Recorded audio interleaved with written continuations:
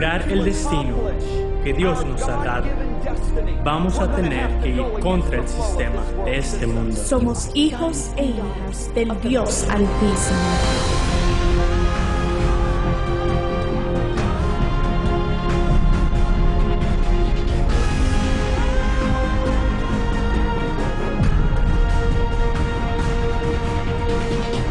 Jesús dijo que la luz de ustedes alumbre delante de todos para que todos vean sus buenas obras. La palabra dice, no todos moriremos, pero todos seremos transformados.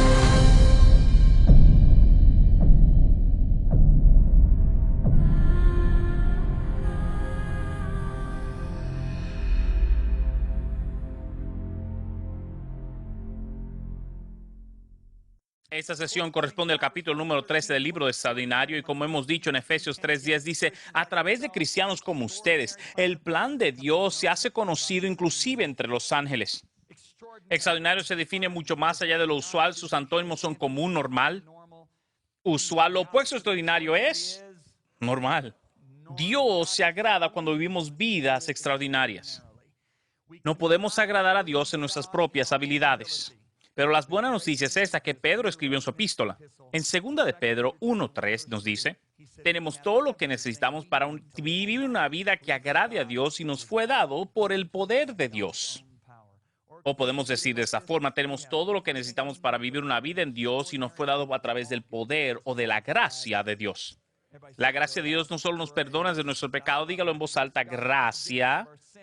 Nos da una herencia al cielo, nos salva de la perdición eterna, pero también nos imparte su naturaleza divina para vivir en santidad y nos da el poder para traer el mundo celestial a la tierra. Y la gracia, aunque es un don gratis de Dios, solamente tiene acceso a través de la fe. Dígalo en voz alta, fe no es cuán buenos seamos, ni cuánto entusiasmo tengamos, ni cuán sinceros seamos, ni cuán ocupados estemos en ministerio, todo se trata acerca del creer. Por esta razón vemos en Hebreos 10:38, el justo por la fe vivirá. Por lo tanto, es importante que seamos como en Colosenses 2:7, que estemos arraigados en la fe. Si estamos nosotros arraigados en la fe, entonces no vamos a ser movidos de los propósitos de Dios. La misión de Pablo para aquellos que él fue enviado, que también nos incluye a ti y a mí, es lo que Pablo dice en 1 Tesalonicenses 3:10, en la versión internacional, dice, me ha sido enviado para proveerte lo que te falta en la fe. Es decir, fui enviado para proveerte lo que te falta en la fe. Lo que te falta en la fe, el mismo propósito. Yo escribí este libro de Extraordinario, te digo, Dios vino sobre mí con tanta fuerza. Yo quería escribir un libro de otro tema y Dios me dijo, no vas a escribir un libro en este tema, porque yo creo que Dios quiere completar lo que nos falta a nosotros en la fe.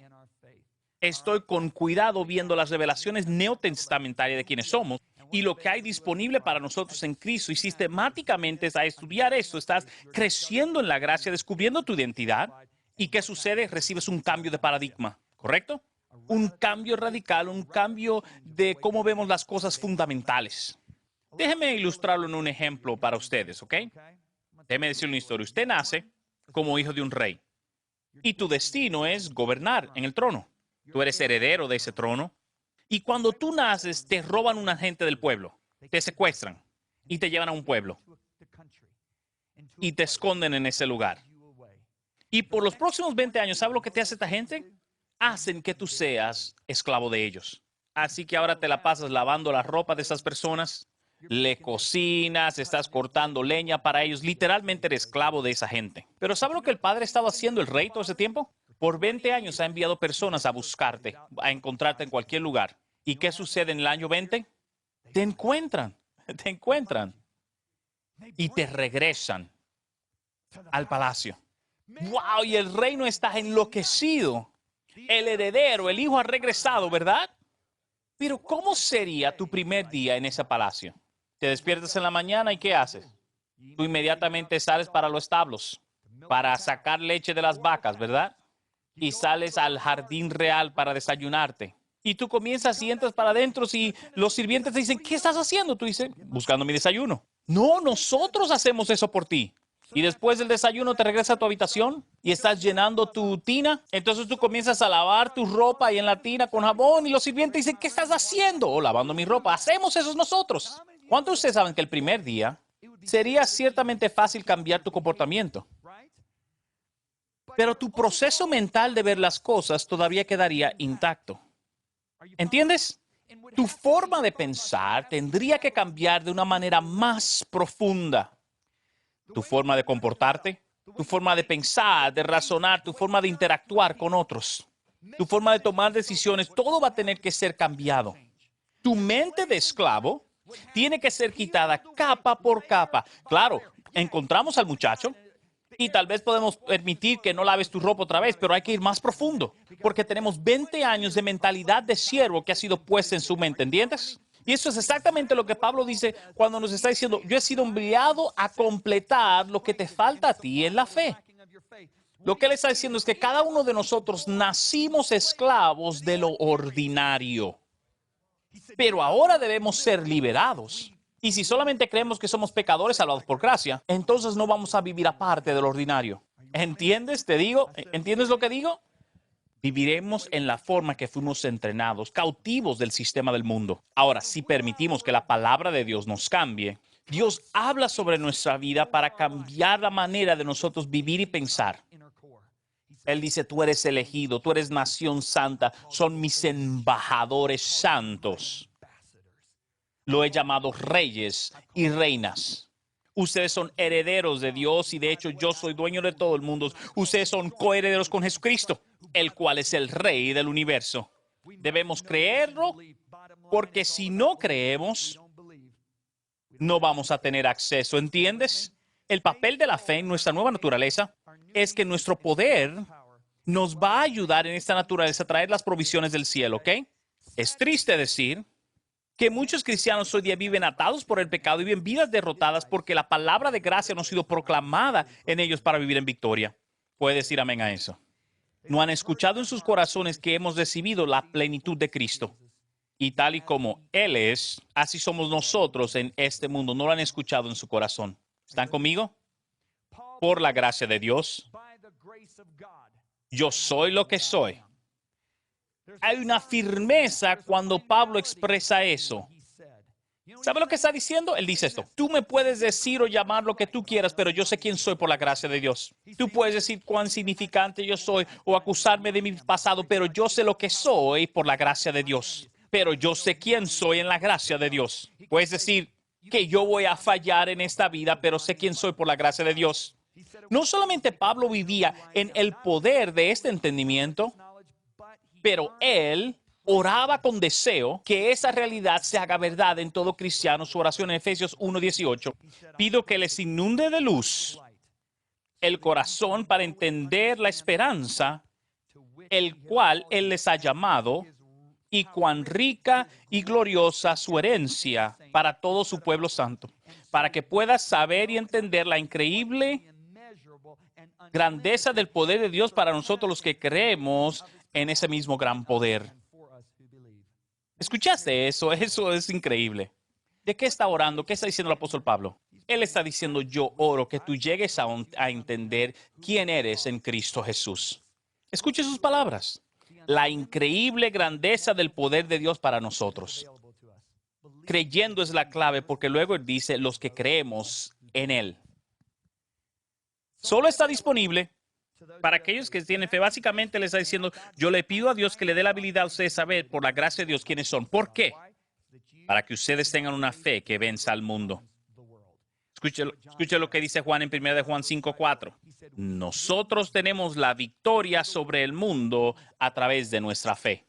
Dígalo usted, fe. Nosotros tenemos victoria sobre el mundo a través de nuestra fe. Es decir, podemos vencer los poderes que tratan de controlarnos. ¿Cómo? Por fe. Los poderes que nos controlaban cuando vivíamos como gente normales, ahora podemos vencerlos por la fe. ¿Entiendes? Ahora va mucho más allá que simplemente ser libres de la esclavitud. Regresando a la oración de Pablo, vemos que Pablo dice con pasión que entendamos cuál es la grandeza, diga grandeza, es decir, la supereminente grandeza de su poder en nosotros que creemos. Ahora, escuchen sus palabras. Supereminente, sin medida. Él va mucho más allá y dice que es el mismo poder que utilizó Dios para resucitar a Cristo de los muertos. ¿Entiendes lo que digo? La palabra en griego para poder en esta ocasión es la palabra dunamis. Ahora escucha cómo el diccionario Thayer describe dunamis. Es el poder residente o que vive en algo y en la virtud de su naturaleza. Wow, te digo, cuando yo leí eso, salté. El poder que reside en algo por virtud de su naturaleza. Básicamente es poder heredado. Es el poder que heredaste al convertirte en un hijo de Dios. Recordando el Evangelio de Juan, lo voy a decir una vez más. De su plenitud todos hemos recibido. De su plenitud todo hemos recibido. Como Él es, así somos nosotros en este mundo. Nuestro poder heredado es el mismo poder que levantó a Cristo de los muertos. Es el mismo poder que Cristo utilizó para vivir sobre la tierra. Así que piensen en esto. El mismo poder que levanta a Cristo de los muertos vive en mí. Y por eso es que el enemigo ha tratado de reducir la gracia, básicamente a ser una aseguranza contra incendios. O el gran secreto. Si averiguas quién eres, te vas a levantar para ser una amenaza en su obra. Dios es glorificado cuando Cristo vive en nosotros. Fuimos levantados, diseñados para reinar en esta vida. Escucha lo que dice el apóstol Pablo en Romanos 5:17. Porque todos los que recibieron la gracia abundante de Dios, diga abundancia de gracia, dice que está hecho de gracia, ¿verdad? Dice, mucho más reinarán en vida con Jesucristo los que reciben abundancia de gracia. Diga conmigo, reinarán en vida por medio de Jesucristo. ¿Qué significa reinar en la vida? Es vivir más allá de lo normal. No estamos atados a lo ordinario, sino viviendo en lo extraordinario. No vemos la vida a través de los lentes que dice, bueno, tengo un trabajo de 8 a 5, sino que yo tengo una misión en esta vida, ¿entiendes? Somos gente de influencia, no seguidores. Si tú eres un maestro, anda buscando la mejor forma de tú influenciar a alguien y de comunicar sabiduría. A través de la gracia de Dios, tú vas a vivir superior. Otros maestros van a decir, ¿qué se trata de ti? ¿Qué es lo que hay en ti? Si tú eres una persona de negocios, tú vas a saber cuándo vender y cuándo comprar. Tú sabes cuándo entrar y cuándo salir de negocio. Tú vas a saber cuándo promocionar. La gente va a decir, ¿cómo es que tú estás ganando cuando todo el mundo está perdiendo? Simple, mis necesidades son completadas de acuerdo a sus riquezas en gloria, no de acuerdo a mis riquezas en gloria. Eso significa que si eres un diseñador, estás trayendo diseños que ganan premios. Otros se quedan preguntándose. Eso significa que si tú eres una mamá que se queda en casa con sus hijos, otras madres están diciendo, ¿por qué tú eres tan increíble? ¿Por qué tus hijos se comportan tan bien? ¿Por qué tú estás criando básicamente campeones en esta vida? ¿Qué es lo que tú posees? ¿Entiendes? Estás gobernando en la vida, en el medio que Dios te haya puesto.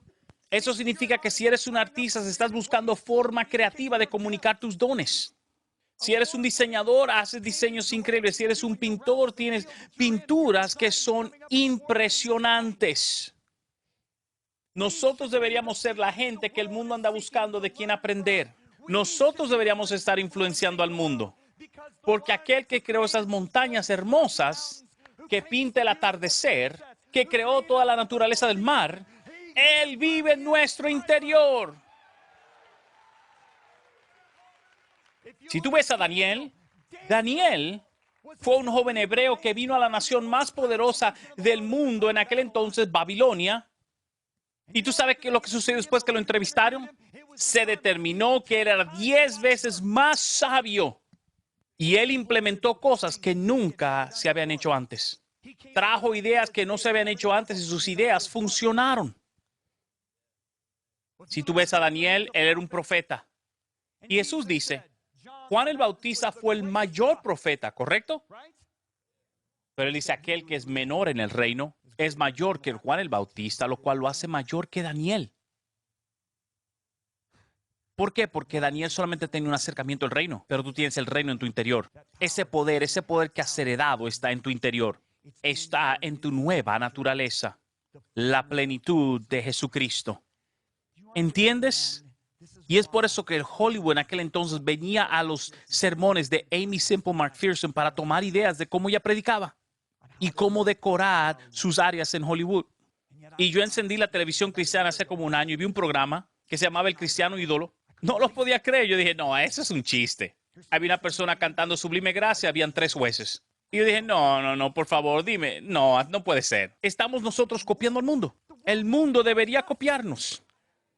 ¿Por qué? Por el poder que hemos heredado. Debemos ser luces. ¿Entiendes que nosotros debemos ser luces? ¿Le gustaría recibir mensajes dinámicos por John y Lisa Bevere? Si usted habla otro lenguaje aparte de español, diríjase a la página web cloudlibrary.org. Seleccione su lenguaje. Ahora seleccione el recurso de la extensa biblioteca. Libros electrónicos, videos, mensajes de audio y plan de estudio. Haga clic para descargar o escuchar, todo totalmente gratis. Para más información, vaya a cloudlibrary.org. Ha hecho todo en su habilidad para convencer a los pastores, predicadores, ministros, cristianos que hablen en su propio entendimiento, que hablen en su experiencia personal o la experiencia de otros que han vivido menos que ellos. ¿Escuchaste esas 3 cosas? De su propio entendimiento, de sus experiencias personales o de otros que han vivido por debajo de lo que ellos saben. Y esa es la oración de Pablo. Él dice, yo oro que tú entiendas el poder que está en ti y quién eres en Cristo. ¿Y sabes cuál es el resultado? Básicamente nos convertimos en los 10 espías. 2 espías fueron a ver la herencia que Dios le había dado.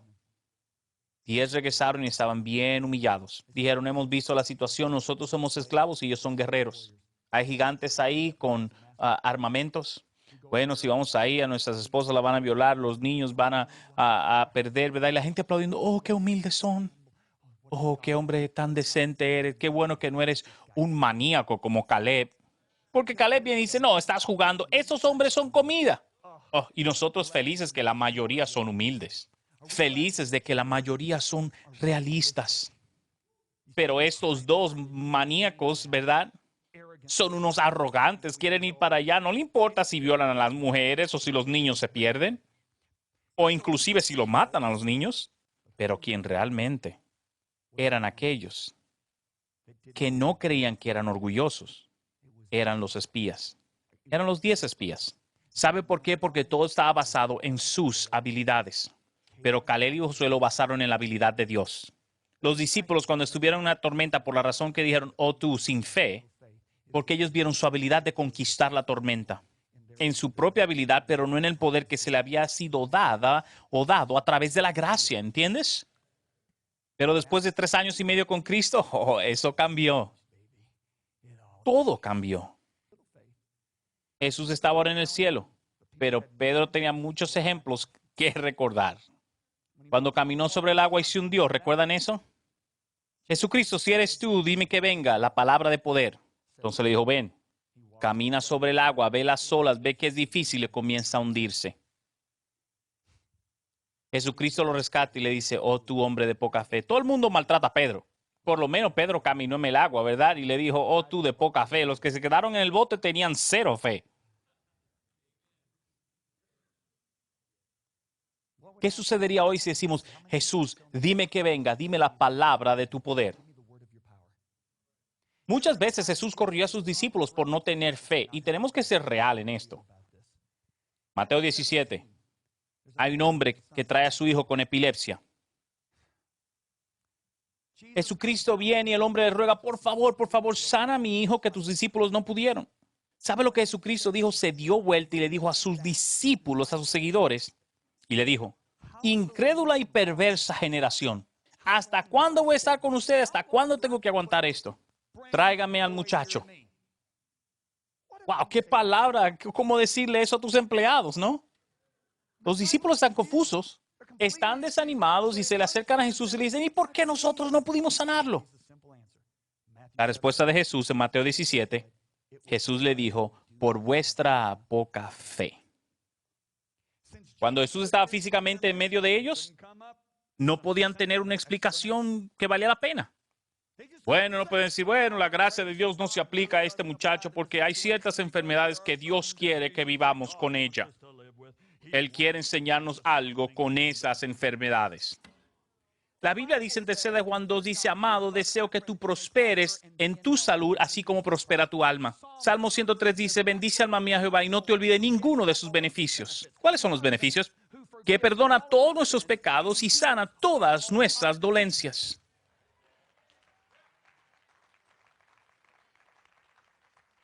En la misma frase que dice que Él perdona nuestros pecados, también nos dice que Él sana todas nuestras enfermedades. Si tú realmente crees que Dios te está enseñando algo a través de esa enfermedad, entonces deja de ir al doctor. ¿Por qué estás luchando en contra del proceso de Dios? ¿Por qué estás yendo al médico si Dios te está tratando de enseñar algo en esa enfermedad? ¿Por qué luchas contra el proceso de Dios? Porque tú sabes dentro de tu corazón que Dios nunca te creó para estar enfermo. Estás conmigo ahora, no es malo ir al doctor, pero no te mientas cuando Dios ya dijo que te va a sanar de las enfermedades. Si tú estás al lugar que dice, Dios, yo tengo que ir al médico para sentirme sano, está bien. Pero no me digas que Dios no te quiere sanar, pero te quiere dar una lección. Entonces aprende tu lección y deja de ir al médico. Si te vas a comer esa mentira, entonces haz eso. ¿Por qué eres tan insistente? Lo soy porque estoy viajando en todo este país y estoy viendo a tantos creyentes ser maltratados por tu falta de creencia, viviendo como el mundo, caminando lejos del poder de Dios.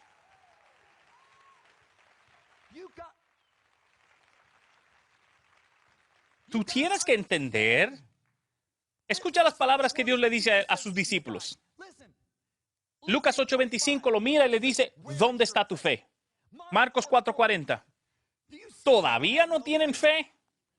Mateo 6:30. Poca fe tienen ustedes. Mateo 8:26. ¿Por qué teméis de poca fe? Mire otra, por ejemplo, los mira. No tiene mucha fe. ¿Por qué dudan? En otra situación le dicen, ustedes son pocos creyentes. Él no dio excusas, ¿ok? Te voy a decir por qué. Ahora escucha, pon atención para que no pierdas esto. Él los amaba profundamente, los amaba tanto. Él quería protegerlos de los pensamientos que iban a destruir su fe. Lo hizo con compasión. Yo sé que hay gente en el pasado que ha visto a la gente, ¿dónde está tu fe? Y lo hacen con un espíritu de arrogancia y mala. Jesús no lo hizo de esa forma. Jesucristo los amó tanto a ellos.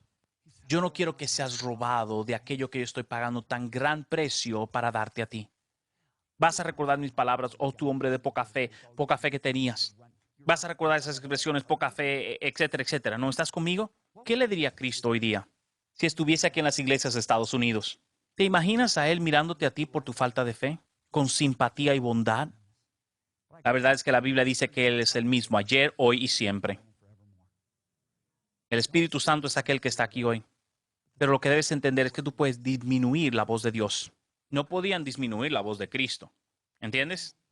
En Hechos 3:16, Pedro mira a la gente y le dice lo siguiente, 3:16. Dice, por la fe, es por la fe que hemos podido traer esta sanidad completa. ¿Estás conmigo? Estoy hablando a todos los que están escuchando. El problema fundamental es que nos hemos quitado del fluir de la gracia. Hemos creído y tenemos fe que la gracia nos salva del pecado y también del infierno. Pero ¿qué tal en las otras áreas de la salvación? ¿Qué tal del poder de vivir en la nueva naturaleza, el poder de caminar en santidad, el poder de traer las provisiones del cielo a la tierra? Déjeme ilustrarlo de esta forma. Tenemos un río, diga río. Y es un lugar tal vez como Arizona o el norte de California. El clima es muy seco, pero el río fluye por el campo. Y tenemos todos estos granjeros, ¿verdad? ¿Te lo imaginas? Tenemos, por ejemplo, plantación de trigo y de arroz y de maíz y de todo tipo, ¿verdad? ¿Entiendes? Y el río fluye por ahí, como el clima está seco.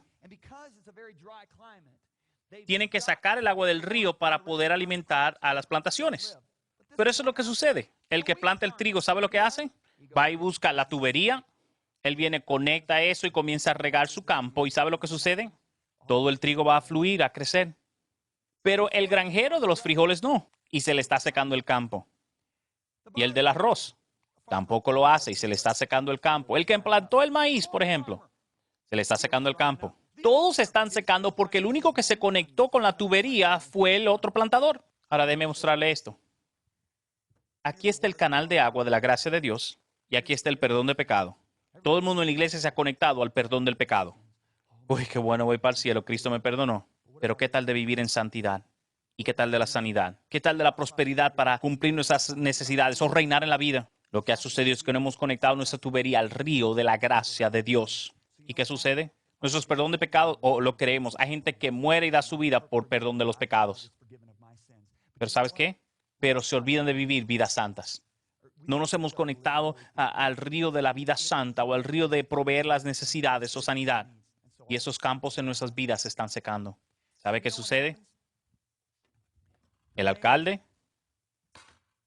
el gobernador de las tierras, debería decir, viene para inspeccionar los campos y le dice al del trigo, oh, pero te está yendo muy bien a ti.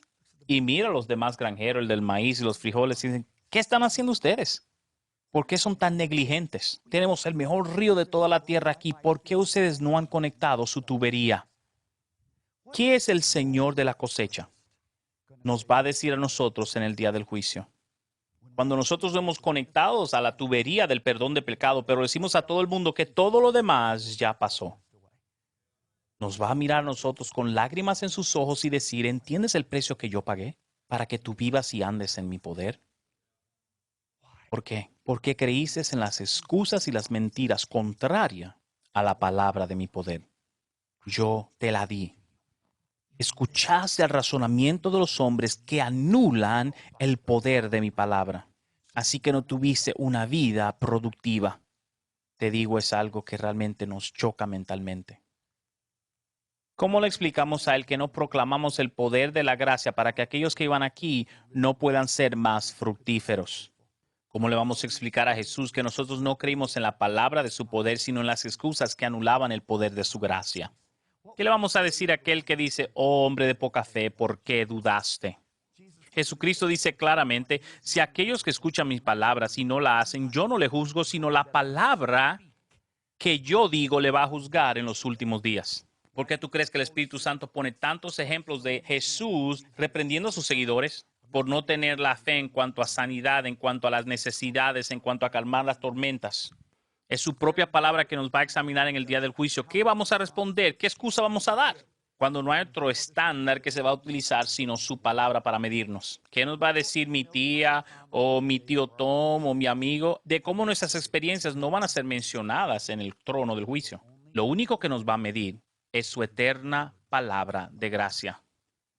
Romanos nos dice lo siguiente, pues que si alguno de ellos han sido incrédulos, su incredulidad habrá hecho nula la fidelidad de Dios. De alguna manera, antes bien sea Dios veraz y todos los hombres mentirosos. Como puedes ver la pasión de Dios en lo que te he compartido hoy. Nuestra nación necesita de esto.